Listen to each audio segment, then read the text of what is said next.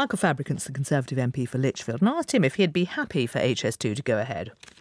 No, I would be very disappointed, actually, because this was a golden opportunity to repair all the damage that has been done to HS2 over the years.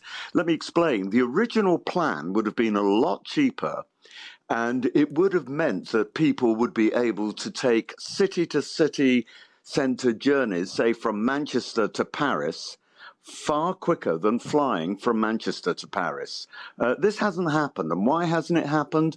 Because Andrew Adonis, the Labour Transport Secretary all those years ago, made major changes to it.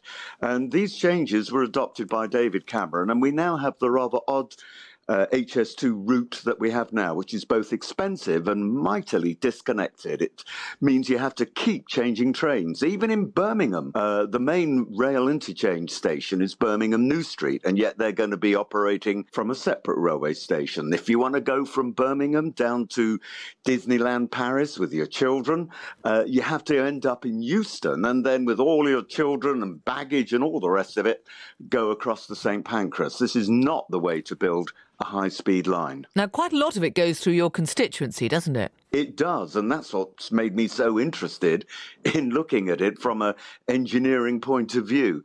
So it damages the environment unnecessarily because other plans were that you could actually follow existing transport corridors, as indeed Phase 2 will be doing.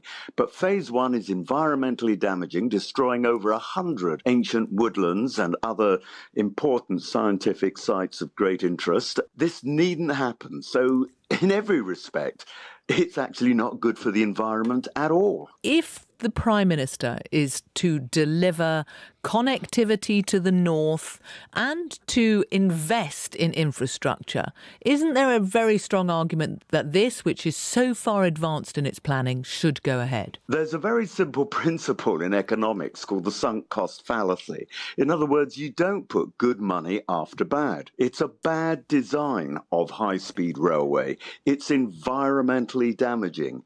And as I said earlier, it doesn't do what it was meant to do, which was to discourage people taking to the air and encouraging them to go by rail instead. Because it's such a disjointed railway line, it doesn't actually connect with HS1, it doesn't connect with the Channel Tunnel, and it really is a very peculiar design indeed. If the government decides to go ahead with it, with a majority of 80, there's nothing really that people like you can do about it. You will just have to swallow it, won't you? Oh, we will. But it'll be so disappointing. If you're going to do a major project like this, you at least do it properly. Michael